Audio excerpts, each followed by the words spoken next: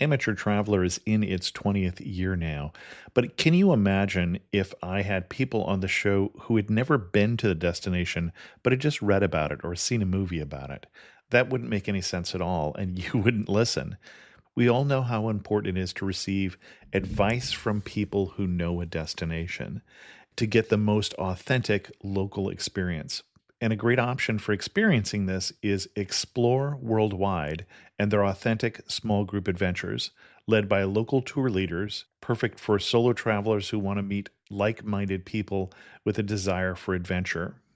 I'm often an independent traveler, but two of my last three trips were with small group tours because they organize everything and it's a lot easier.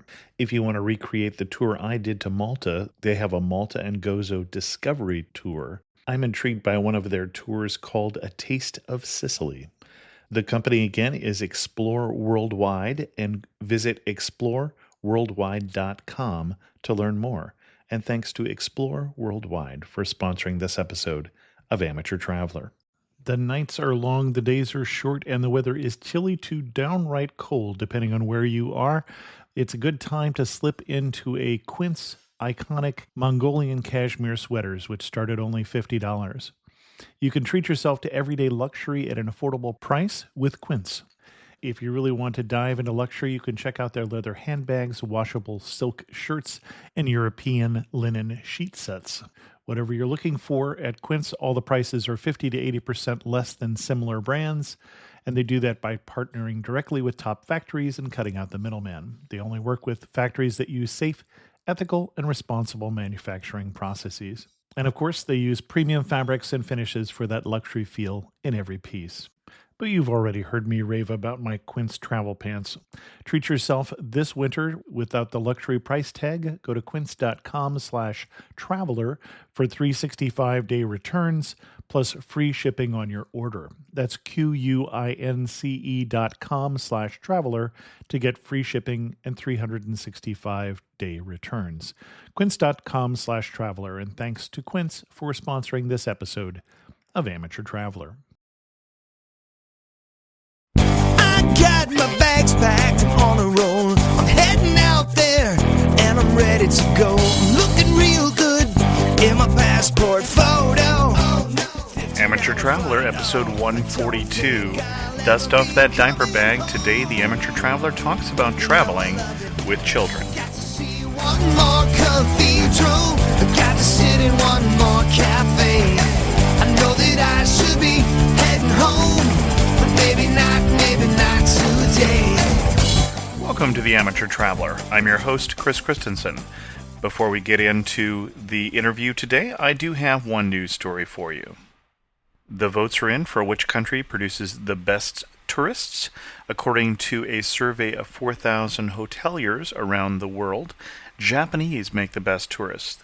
Tourists were rated on being neat, willing to learn the language, generous, and quiet, and that's one of the things the Americans lost points on. We gained points on generous, but lost points on quiet, and went down to the 11th place.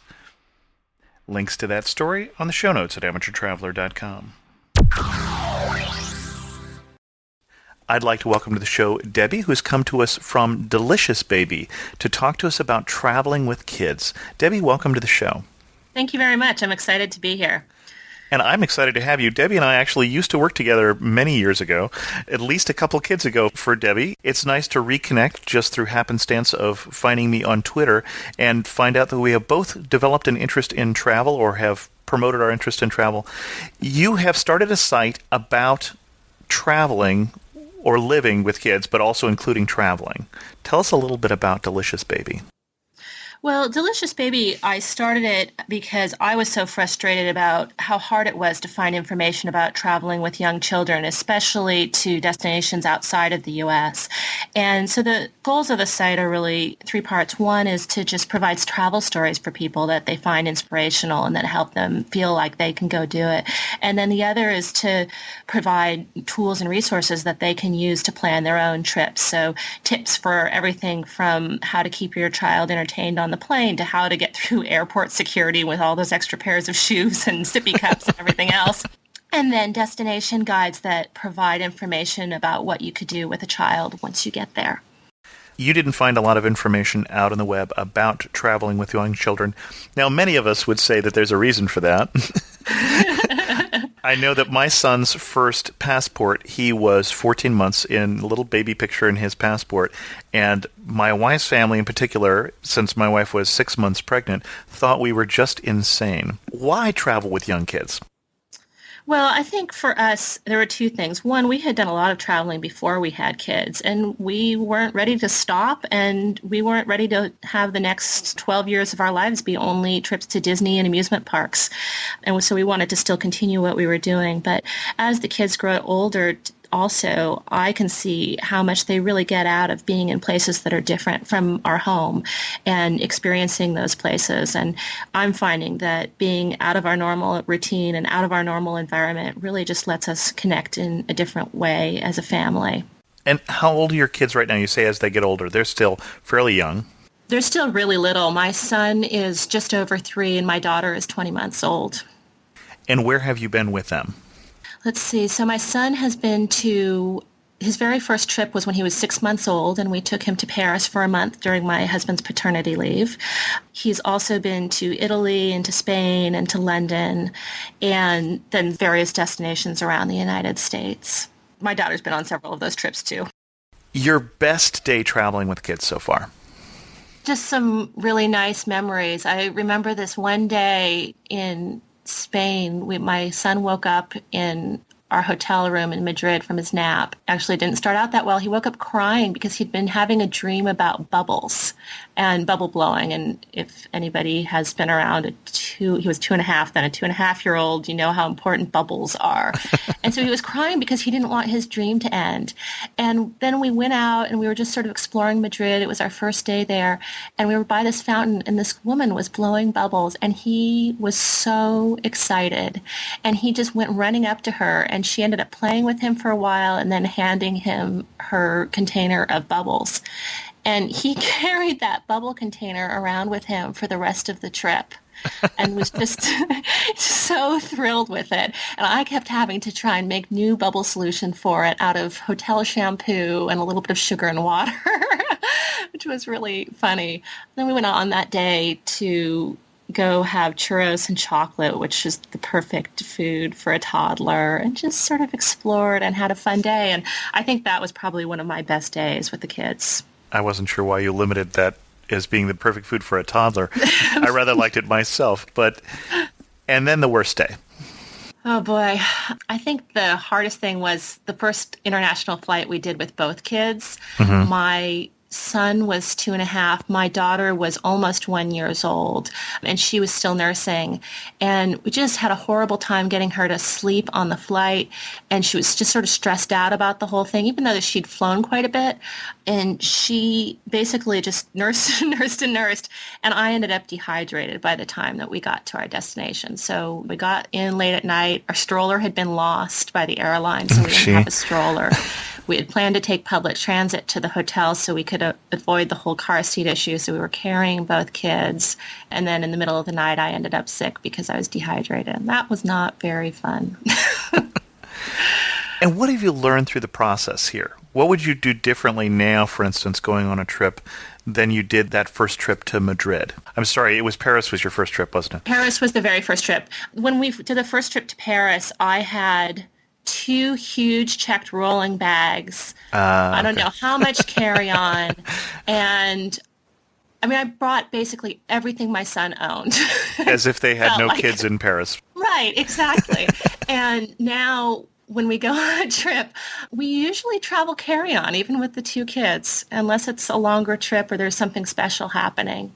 So I just sort of learned that people, they have kids wherever you go, and you can buy baby food, and you can buy extra sippy cups if you forgot them. And and then I also learned that I didn't have to have a million things to entertain the kids because we're out and about and we're in new environments, and they're pretty entertained with that already. So we bring, a few things, some crayons and some Play-Doh and some stickers and some things that are sort of not sacred if they're lost and don't have a lot of small parts and are quiet, but we don't bring a lot of huge toys. And then we also learn to stay in apartments so that we have a way to wash clothing, and we don't bring as much clothing for them either. what we've learned is that just by keeping things simple and traveling lighter and going slower than we used to go, we get a lot more out of our trip. It's a lot less stressful for us and for the kids. What's your secret weapon? What's the one thing that people should know to pack? You're not packing very much, but there's the one thing you wouldn't go without. Besides the kids. Yeah, besides the kids and besides their loveys, honestly, the biggest thing is we bring an iPod on every trip, with some way to have music. And that way we can hook it up on the plane ride and give them some soothing music when it's time to go to sleep. We use it again when we're in the hotel room and they have familiar sounds from home. And then the digital camera, or if we bring a laptop, we usually load on a few pictures from home that they can look at while we're on the trip, and they seem to really enjoy that. Interesting. And those two things we get tons of entertainment value out of, and they're things that we probably would be traveling with anyway, but we're just using them in a new way for our kids. You mentioned the long flight. Right. And I think that more than anything else probably keeps people from going someplace with their kids. It keeps people from going someplace without their kids, in fact. How do you handle the long flight? Yeah, the long flights are tough. I won't try and sugarcoat that. The biggest thing that we do is, well, first of all, we always try and have a sitter for that last hour before we're leaving the house so that the kids feel like they're getting full attention, because otherwise we learn pretty early on that they're already wound up before we get on the airplane with just sort of feeling a lot of anxiety, because we're anxious before we leave. And that way they have somebody to play with them and make them feel good, and they're just already in a good place. And then we try and get to the airport a little bit earlier than we would have in our pre-kid days. And that way we're not so rushed. And we have some time on the other side of security to get the kids a good solid snack and to try and find a place for them to play and run around. Because otherwise they're at home before we leave, and then they're in the car, and then they're at the airport, and then they're on the plane and they can't move at all. A lot of airports actually have playgrounds, and our airport here in Seattle has a great playground. But otherwise you can find an empty gate area and just try and get them tired out before they get on the plane. The other big thing is we sort of mentally prepare ourselves that we're not going to get any time to read a book. We're not going to get any time to do some work on the laptop. Whatever it is, it's all about the kids. And the kids know that now. And so they actually are in a pretty good place emotionally when we get on the plane, because they know that they're going to have a whole bunch of undivided time from mom and dad. So that helps a lot too. And they sort of relax pretty quickly and actually will entertain themselves. And then we get sometimes a little time to ourselves, which is great. But I think just tiring them out, trying to get them to sleep as the plane takes off, if you can plan a flight that's at nap time or at bedtime, and then bringing a variety of small toys that they can play with that are pretty open-ended. So, we like crayons, we like stickers, we like little Playmobil figures. Color forms are great because you can stick them on the tray tables and they come right back up. You could stick them on the windows of the airplane. The kids love to look at all the little magazines that are in the airplane seat pockets. Those are great. Sometimes make puppets out of the barf bags.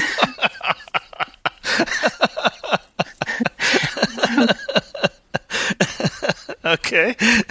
We do fishing games with a straw, and the ice cubes always have a hole in them. So we try pretty hard to just find ways to occupy them that are interesting and different from what they do at home.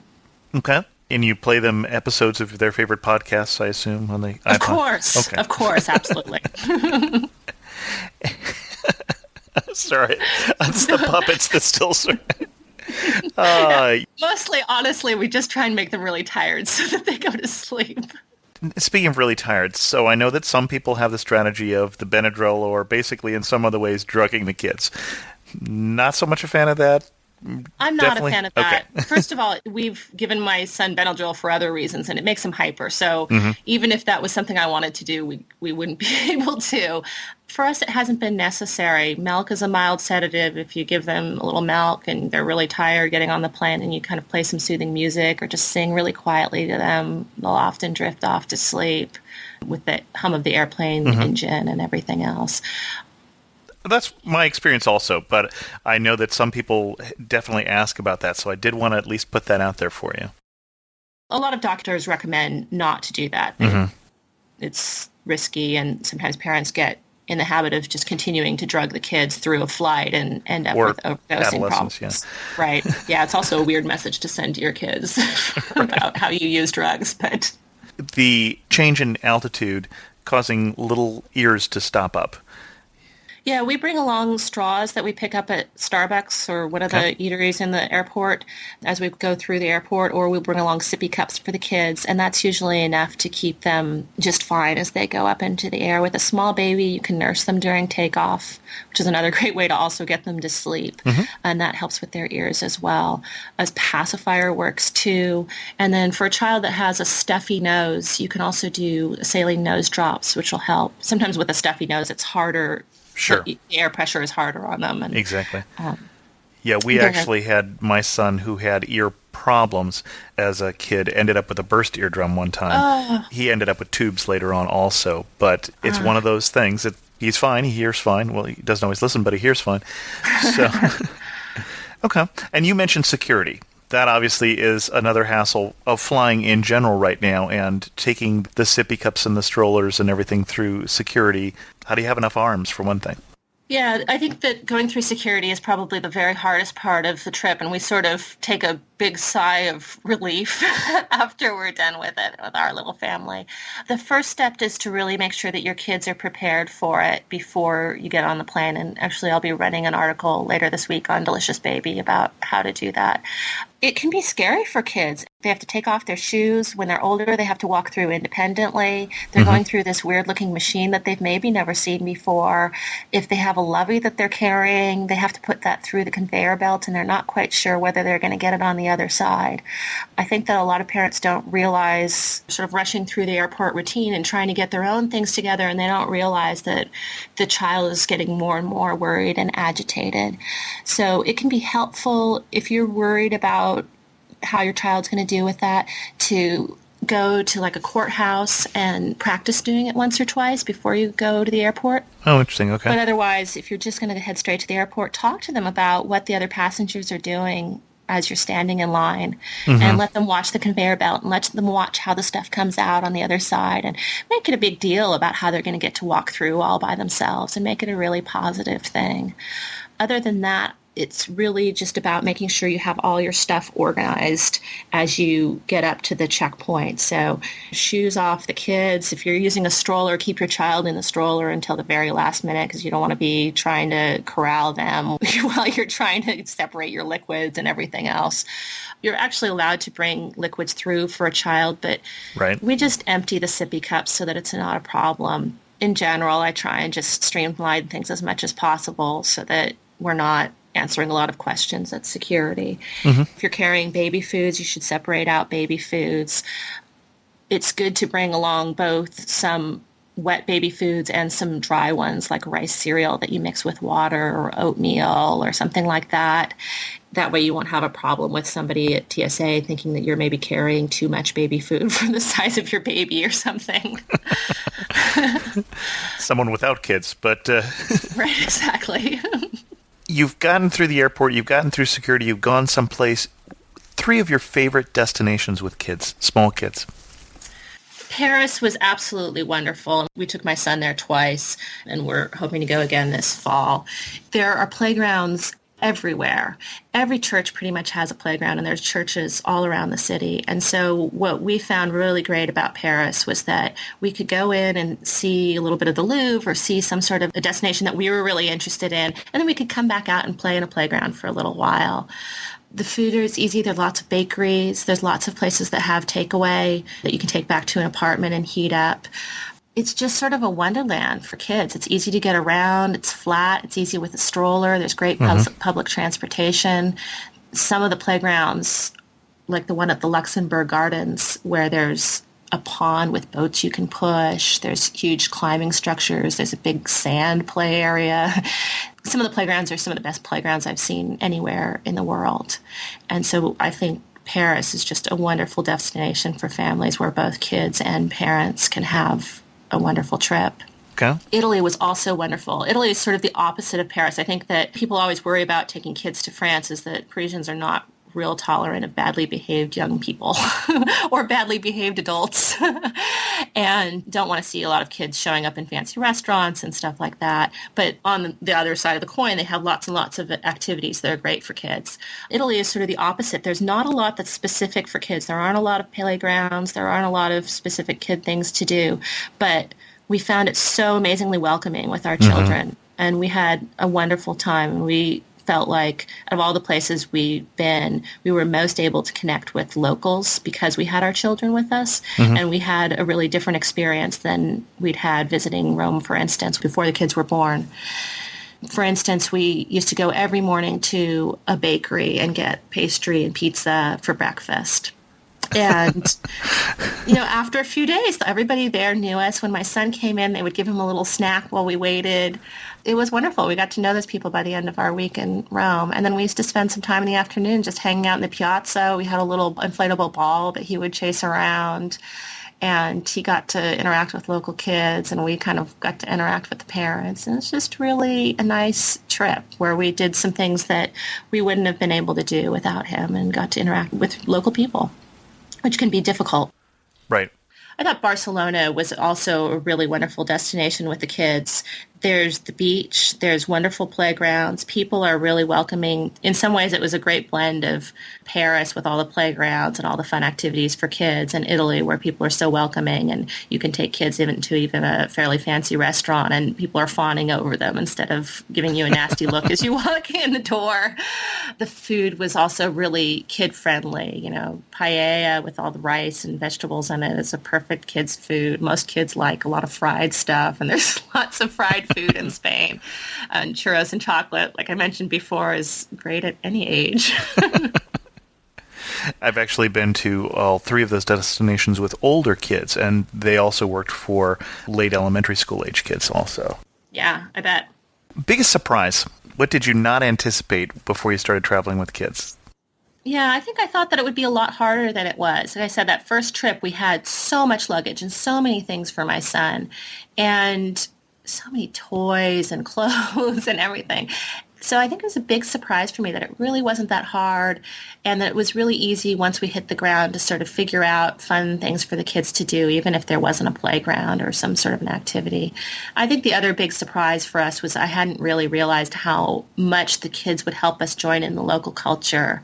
Sort of focused on how we'd have to go slower, and I thought that was going to be a big pain, and we wouldn't be able to see so many places. And it's really changed the way we travel so that we're not so much focused on checking off a checklist of things we want to see in each city, and more just focused on enjoying the city. We're in the local supermarkets buying snacks, we're in the playgrounds talking to parents, we're just sort of hanging out and noticing what kind of birds and butterflies they have in different places. And I think that's been a really good change for us.